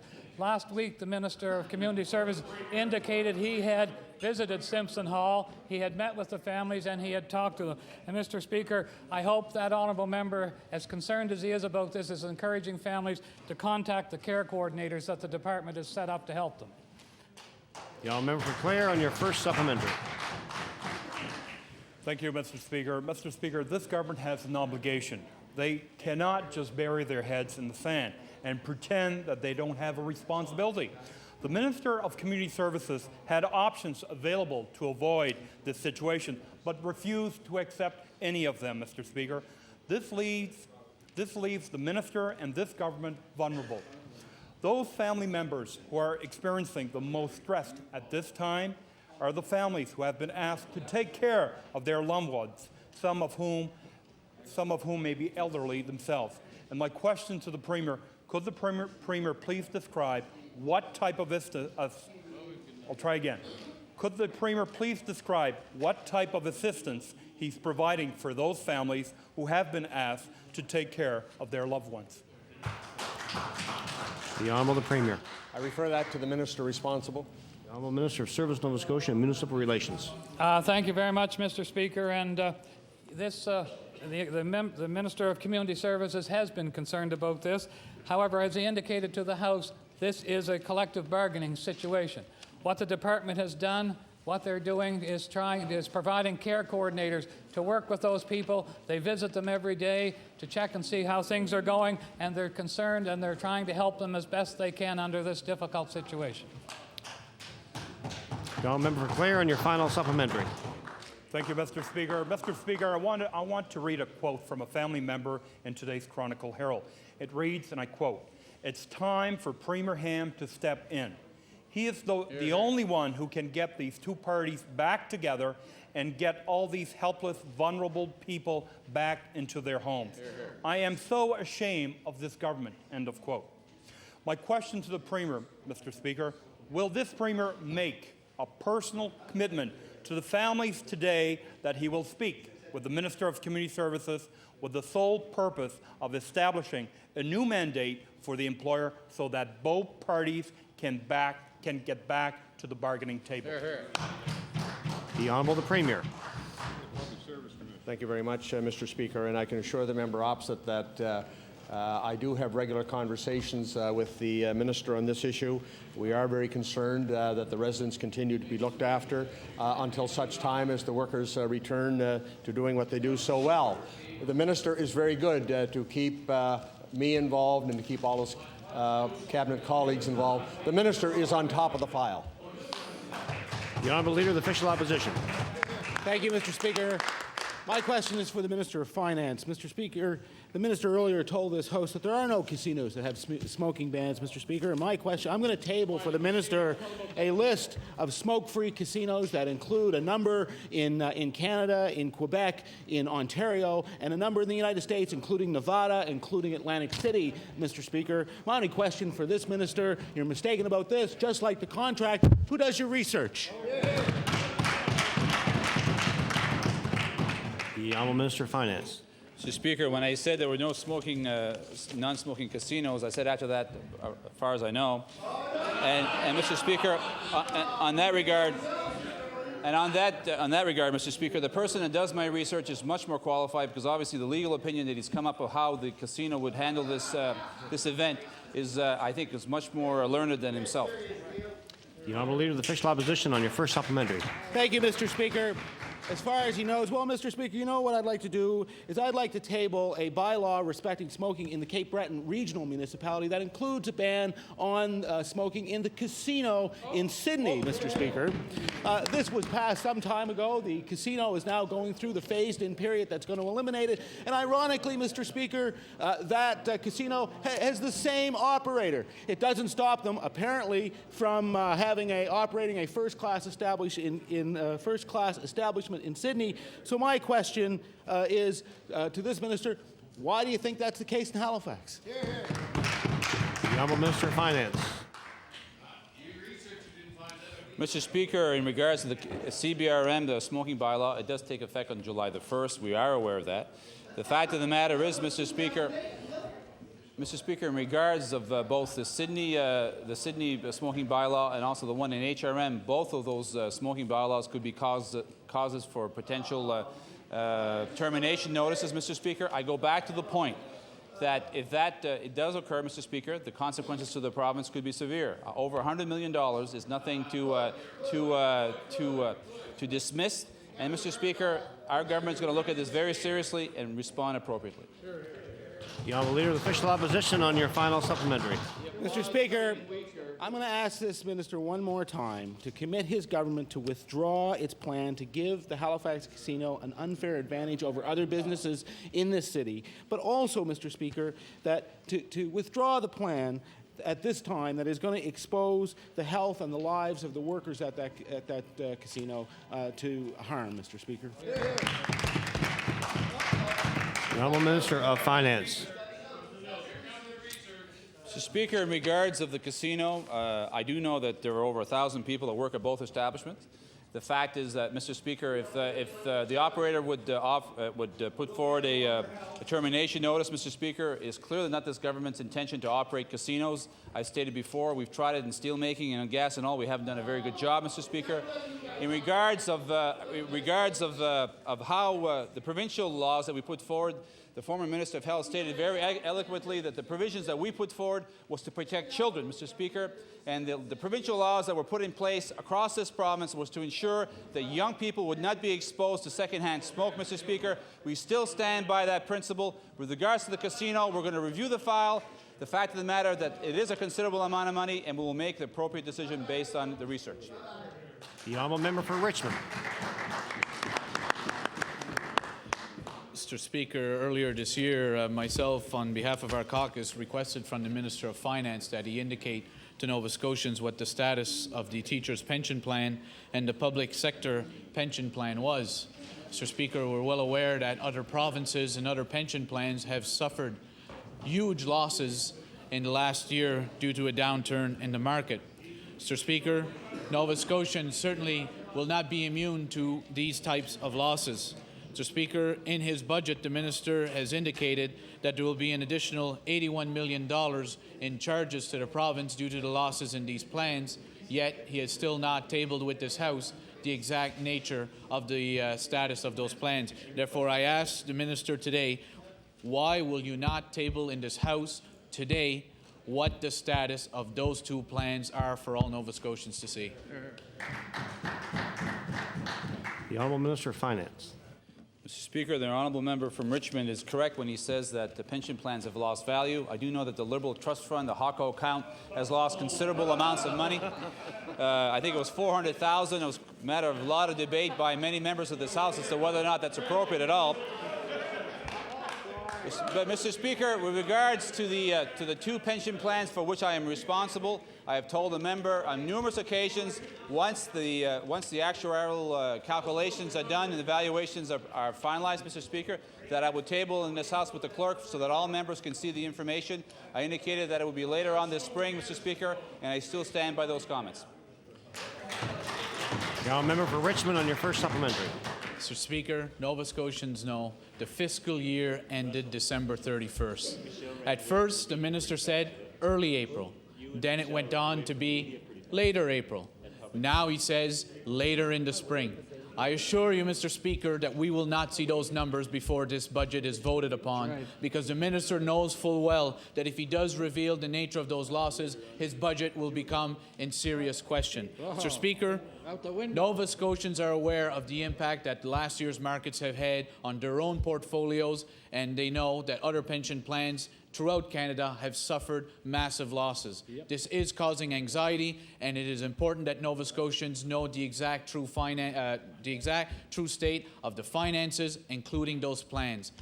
The year ended December 31st. Minister, you've had nearly 4 months. I ask you again, will you table today the exact status of those two pension plans for all Nova Scotians to see? The Honourable Minister of Finance. Mr. Speaker, with regards of the two pension plans, I want to ensure, I guess, not only the members of the House, but many of the people who are depending on receiving benefits from those plans, whether it's teachers or civil servants or others who are members of those plans, that the plans are stable. The fact is that they have lost value. I've stated that before, Mr. Speaker, and when I have the final numbers, I will point them out. Mr. Speaker, in regards of this line of questioning, I'm rather surprised. I would have thought the Liberal Party would be asking me questions about casinos, but today, obviously, they're deciding to ask other types of questions. Now, member for Richmond on your final supplementary. Mr. Speaker, what we're asking is questions on behalf of Nova Scotians. We're asking is questions that Nova Scotians want to know.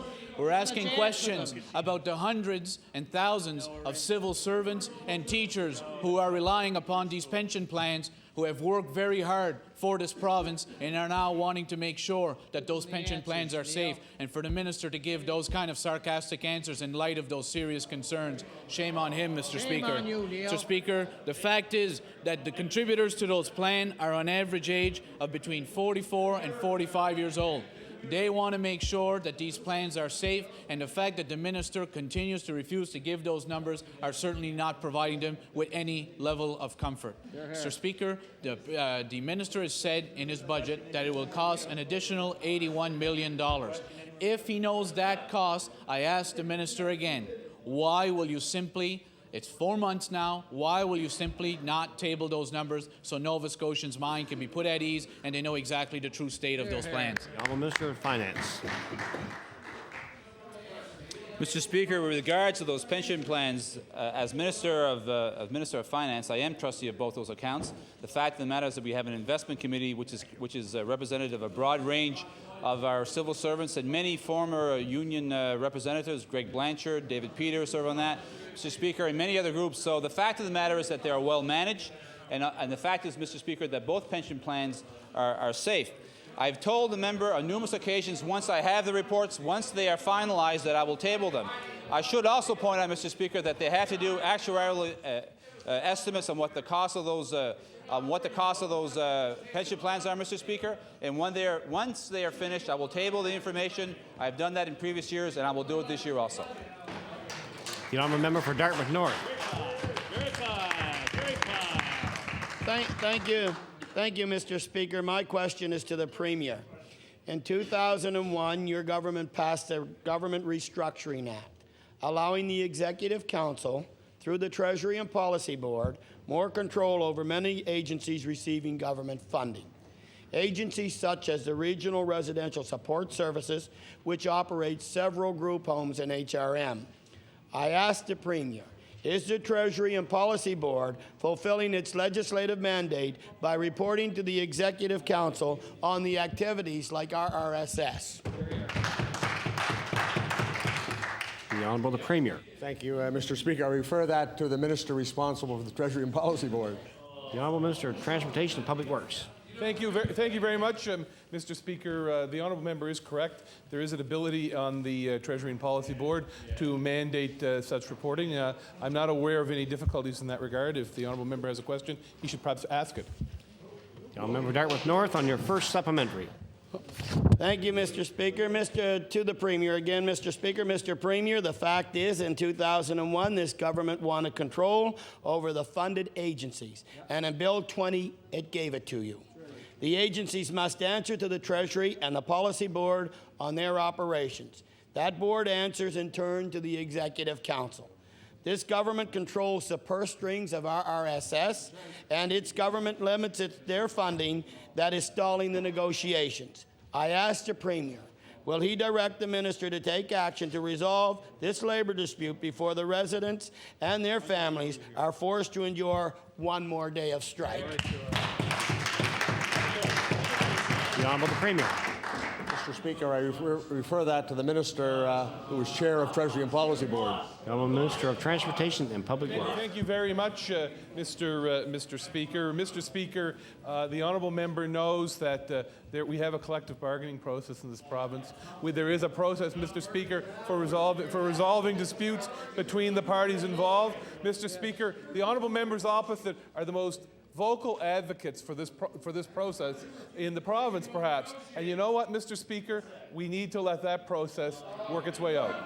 The honourable member for Dartmouth North on your final supplementary. Mr. Speaker, I would remind that government to stop hiding. Stop being a ghost in these negotiations. That's what I would remind this government. Mr. Speaker, this government wanted more control over agencies, and they got it. Right. With the control comes responsibilities. Right. And so far, this government hasn't lived up to its responsibilities to those vulnerable residents and their families and the workers in these facilities. I ask the Premier, how can your government continue to deny it has a role to play in resolving this labor dispute involving a government-funded agency, government-controlled agency as well, Mr. Speaker? The Honourable the Premier. To the Chair of Treasury and Policy Board. Minister of Transportation and Public Works. Mr. Speaker, there's a great deal of irony. I remember members as opposite complaining at the time when the bill in question was passed about the ability of government to be involved. Mr. Speaker, you can't have it both ways. We're going to let the collective bargaining process work. We're satisfied that the process is working, and the Treasury and Policy Board is doing its job to monitor the situation. Now a member for Cape Breton Nova. Mr. Speaker,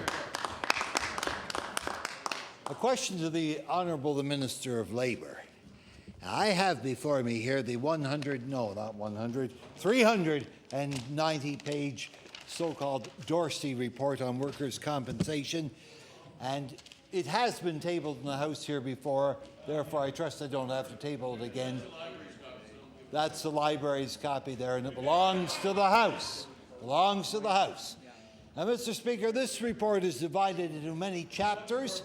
I'd like to refer today to Chapter 8, headed Adjudication, Medical Opinions and Appeals, which runs from page 177 to page 216. Now, that's a fair amount of territory to cover. I wonder if the Minister could advise the House as to what measures he and his government are taking to implement the recommendations contained in Chapter 8 of the Dorsey Report. The Honourable Minister of Environment and Labour. Mr. Speaker, not having my library here with a volume of the Dorsey report, I cannot answer that question just off the top of my head, but I'll take it under advisement and have an answer back to the honourable member for next question period. The honourable member Cape Breton Nova on your first supplementary. The usual retort of the minister to a question like that is that they will introduce legislation in the fall after they get re-elected. I'd like to refer now to Chapter 9. I'd like to refer to Chapter 9, called Accountability Frameworks. another chapter that runs some length of time from page 217 on to, it runs on a fair length, Mr. Speaker. It goes actually to page 250. From 209 to 217, I should say, to 250. In other words, it's over 30 pages. I wonder if the minister could advise the House as to what he and his government are doing to implement the terms, the recommendations of Chapter 9 of the Dorsey Report. The Honourable Minister of Environment and Labour. Well, Mr. Speaker, as a matter of fact, I'm aware of Chapter 9. And the reason that I'm aware of it is because at the present time, the board is coming forward with various changes in the management system at the Workers' Compensation Board to accommodate the accountability as requested within the Dorsey Report. Wow. The Honourable Member Cape Breton Nova on your final supplementary. Sure. As a final supplementary, I might ask, and when will these good things happen? But I know the answer is in the fall after the election.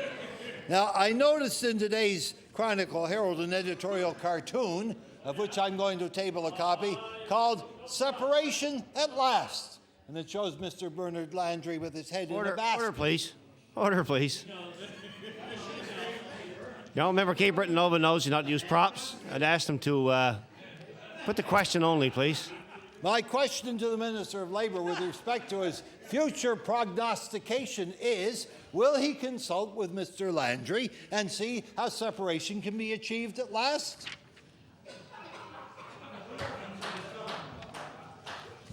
The Honourable Minister of Environment and Labour. I'll certainly take that under advisement, Mr. Speaker, but unfortunately, my duties in the House preclude my venturing up to Quebec City in the very immediate future. The Honourable Member Cape Breton Centre. Speaker, my question is to the Minister of Economic Development. Yesterday, the Cape Breton Regional Municipality issued a tender call respecting Glace Bay Downtown Revitalization Project. The tender covers the first of a multi-phase initiative to give renewed life to the heart of the town of Glace Bay, Mr. Speaker. I'm advised that this phase is a $4.3 million project funded by CBRM, the federal government through Enterprise Cape Breton, and some private sector partners, Mr. Speaker. So I want to ask the Minister of Economic Development, why isn't the province on board? The Honourable Minister of Economic Development. Thank you, Mr. Speaker. As the member knows, there's been extensive consultation for community economic development throughout all of urban Cape Breton. We have taken and advised that projects for Glace Bay, New Waterford, Sydney, North Sydney are all under review, but specifically, the Government of Canada came forward and decided to make announcements without consulting with us or asking for our input. So any further things, we still haven't had a specific request with regards to the province of Nova Scotia that we can respond to as a result of that. And we have been in dialogue with the Government of Canada to look at what options we can pursue for the entire urban area. The Honourable Member Cape Breton Centre on your first supplementary. Citizens of Cape Breton have a good cause to doubt the commitment of this government in the well-being of their communities, Mr. Speaker. About a year ago, the federal government, as the minister stated, announced a $6.5 million Glace Bay revitalization project, which would include $2 million from the province. For some reason, the project has never happened, and the reason, as suggested by yesterday's tender, is that the province has walked away from the deal. So I'm asking you once again, why have you walked away from the deal, Minister? The Honourable Minister of Economic Development. Mr. Speaker, if my federal colleagues want to pick up the phone and give me a call to talk about partnering in that, I suggest they do so because they'll get it returned. The Honourable Member Cape Breton Centre on your final supplementary. Mr. Speaker, this government talks very much and very loud about leveraging contributions from a variety of partners to make projects such as this one work. The province must be a central player here in the revitalization of economically depressed areas of this province, Mr. Speaker. This minister, born and raised in Sydney Mines, knows the devastation that have happened to communities of the former coal mining sites. So I ask you again, Mr. Minister, why won't you invest money in Glace Bay and help revitalize that downtown to make it prosper like the rest of this province should? The Honourable Minister of Economic Development. Mr. Speaker, our commitment to the area and participating in all these processes has been consistent, has been solid. As I've said, we're reviewing them. if people want to go off and make any number of announcements and commitments, often contingent on unknown expectations by other levels of government or community, that's their prerogative. But we said we're going to plan, and I'm in a process with my honourable colleagues from Service Nova Scotia Municipal Relations, as well as Tourism and Culture, to look at it. And I also remind that member that there are any number of communities throughout this entire province that are looking to revitalize their downtown cores as well. But in Cape Breton, we've said very clearly we would give it a full review. We're giving it a review because we're going to make sure when it's done right by the province of Nova Scotia.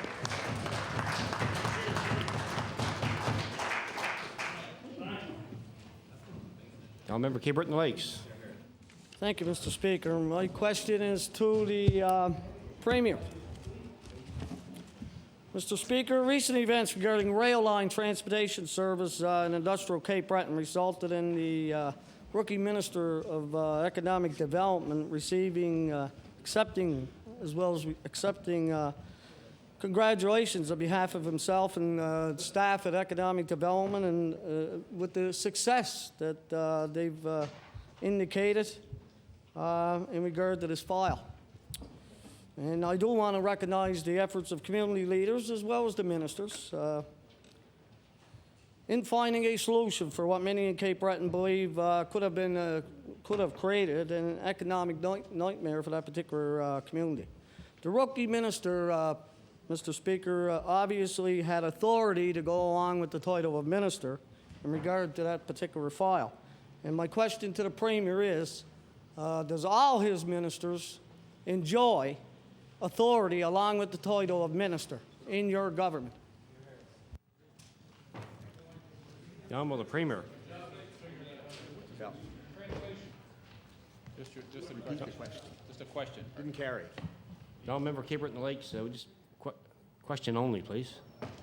Yes, Mr. Speaker. My question is to the Premier. Does the Premier provide all his ministers with the same authority, along with the title of minister, as the Minister of Economic Development enjoyed dealing with the rail line file in Cape Breton? The Honourable the Premier. Mr. Speaker, I welcome the question because it gives me an opportunity to publicly join with the member of Cape Breton Lakes in congratulating the Minister of Economic Development and the superb job that he did in salvaging the rail line in Cape Breton. In direct response to the member's question, it appeared that what he asked is, do all members of this government have authority to carry out their responsibilities? The answer is yes. Member Cape Breton Lakes on your first supplementary. My next question, Mr. Speaker, is to the Minister responsible for insurance matters within the province of Nova Scotia. This is a seasoned minister. He has the most experience than any other member of that particular government. In fact, I believe he has more experience as a minister than any other member that is currently elected in Atlantic Canada, for that matter. This minister, along with the member from Cape Breton Nova, are actually legends in Nova Scotia politics, Mr. Speaker. Legends in their own mind. Legends in their own mind. Question, please. People in Cape Breton Lakes who live on fixed incomes with disabilities, seniors. In fact, Mr. Speaker, I believe it affects all Nova Scotians. The insurance issues. And public transportation is not available in rural areas. People are losing their choices to own to own automobiles. They have no choice but to park or sell. My question is simple. Will the minister provide details into the process he has chosen to deal with high rising insurance rates? The Honourable Minister of Environment and Labour.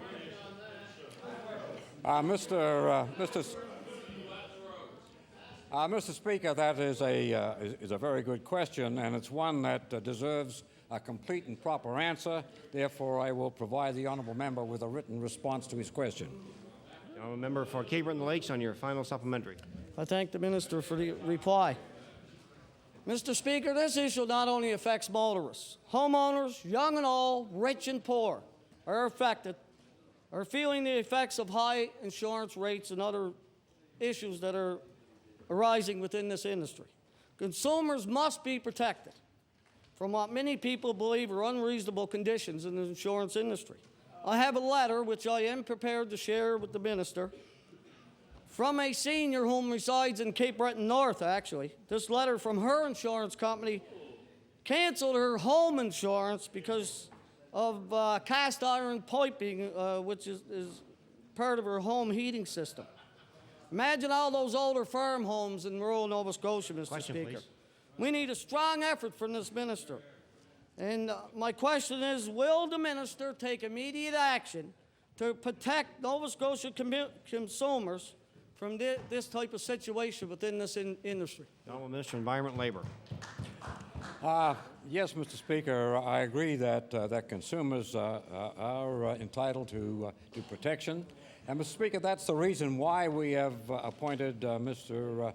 George Jordan as consumer advocate, the first consumer advocate in the province of Nova Scotia. Mr. Speaker, I'm sure that Mr. Jordan will do a splendid job on behalf of all Nova Scotians, and I look forward to his report in the very near future as to what action and what reaction we should have towards the policies of the insurance companies, which without doubt are at the present time imposing great difficulty on the average Nova Scotian motorist.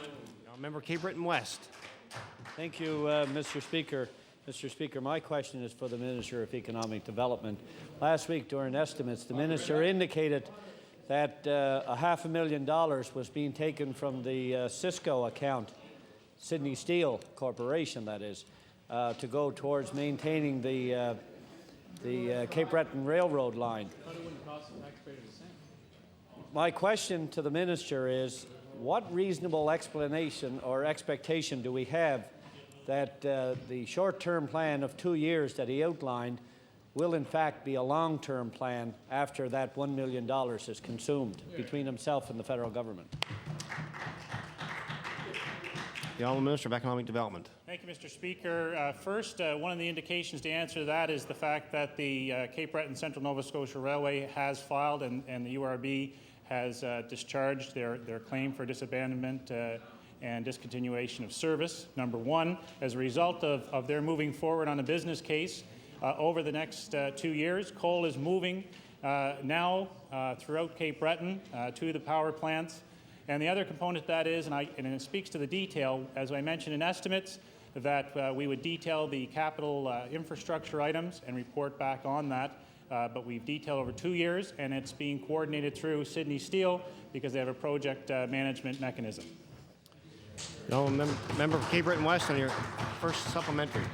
Well, thank you, Mr. Speaker. When the government was elected, it indicated that it had a 4-year plan for economic development in Nova Scotia, and that was through the KPMG report and Nova Scotia Business Inc.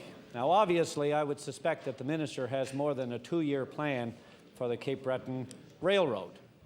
Now, would the minister be kind enough to table in this House, for all members of the House, and indeed all various stakeholders, what the long-term plan is beyond this 2-year period? Will he table the plan that his government has?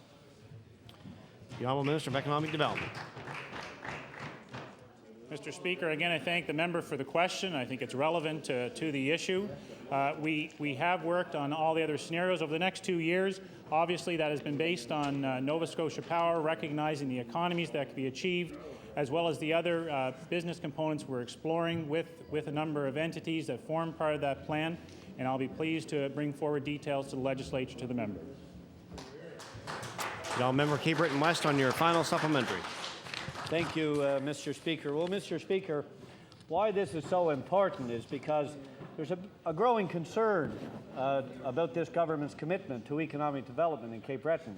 Last week, it was revealed that only 0.3%, not 1, not 2, not 3, but 0.3% of all dollars that were loaned by Nova Scotia Business Inc. went to businesses in Cape Breton. 0.3%. So it doesn't seem to me like there's a significant commitment. And I would think you would need that over and above Nova Scotia Power or any other of the existing stakeholders to make this a long-term reality. Will the minister outline what his long-term strategy is to keep this railroad open by addressing the inequity of Nova Scotia Business, Inc. The Honourable Minister of Economic Development. Mr. Speaker, what the honourable member is referring to is one component of investments this year, but when we had the opportunity in estimates to discuss that, we talked about the full context of the number of clients throughout Cape Breton. What we have been committed to is growing opportunities, and as the member will see, the plan is in action with more announcements to come by working with industry and communities that are advancing economic development, and I'll be pleased to do that as we move forward in the coming weeks to detail fully what the members asked for. The Honourable Leader of the Official Opposition. Thank you, Mr. Speaker. My question is for the Minister of Education. You know, Mr. Speaker, it's been said that the quality of any society is measured by its ability to look after those people in need. And unfortunately, this government, Mr. Speaker, has failed seniors in long-term care facilities, the people in the gallery, and the person that I'm going to talk about, a student with which I have been corresponding with the Minister.